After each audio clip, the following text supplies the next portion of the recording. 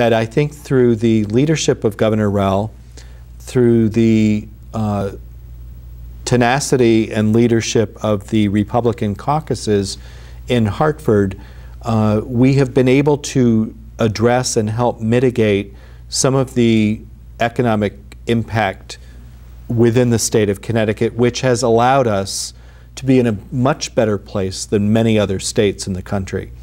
We are fortunate to have established a fairly significant rainy day fund, and so far we've taken very little of that because we've fought to prevent that from happening. Well, I understand the Dems have always wanted to tap into the rainy day fund. Well, you know, to me, that's why. Clearly, it's the quickest and easiest solution than to have to make tough and difficult choices. Mm-hmm. Nobody wants to take programs that are meaningful to a segment of our population away.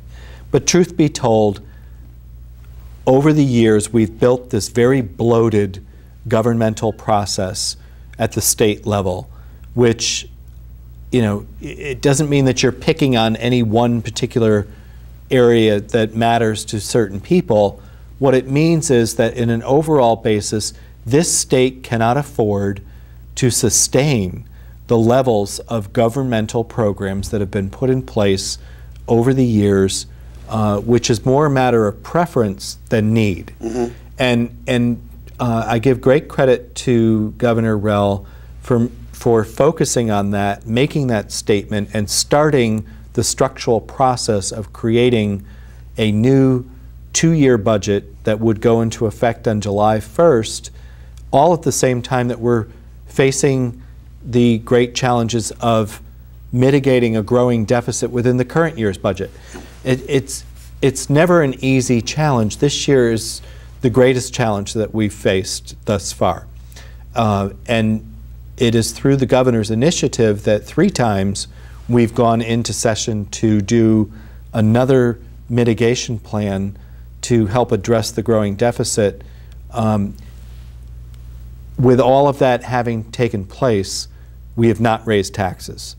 Which, you know, is a plus when you think about it in this type of environment. And not only is it a plus, it's necessary. There would be nothing worse than for us to place additional tax burden on a population that is struggling and suffering, and at a time when we're losing jobs, losing opportunities. That's just a recipe for disaster. Right. In other words, another California problem. You know, when you stop and think, and I always like to look at history a little bit, because we had this great influx of money beginning with the creation of the state income tax, it gave the Dems an opportunity to say, oh boy, spending is here. Mm-hmm. And like you said, it took Governor Rell to take the bull by the horns and getting very literal about it and saying, halt. Let's take a look at what we're doing. Let's put some reality into our budget. And fortunately, you know, working with you, yourself, and the rest of our legislators, putting a meaningful legislation forward to keep this crisis from getting out of hand. You know, that's something in itself. But, you know, some of the things that we really should talk about, David, is I've been reading some of these things that, you know, you mentioned, and I just bear with me right here. I read that there was, like, I guess part of it, the measures included in that package was that you created what?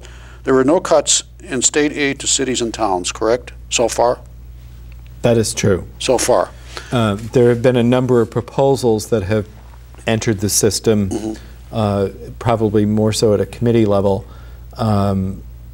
which could potentially add further burden to municipalities. You know, myself being a selectman, that's one of our crucial things that we look forward to the state. And, you know, we heard when Governor Rell said, for instance, on ECS, she's keeping it flat mm-hmm. for this year so far.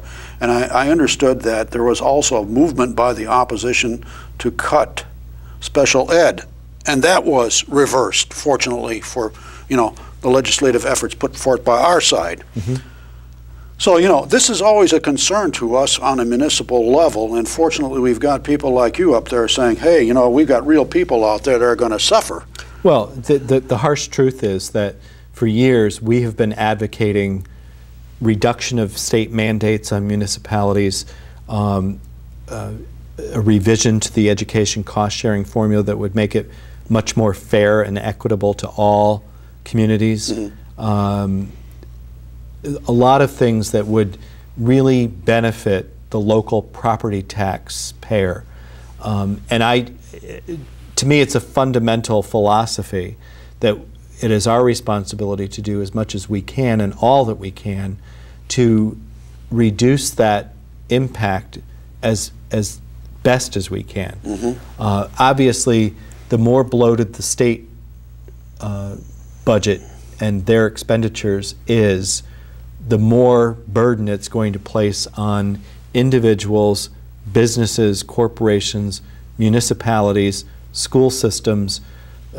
Those are fundamental things that I focus upon because I believe that they're all integrally connected, and we need to pay attention to all of them to reduce the impact to every taxpayer. Yeah.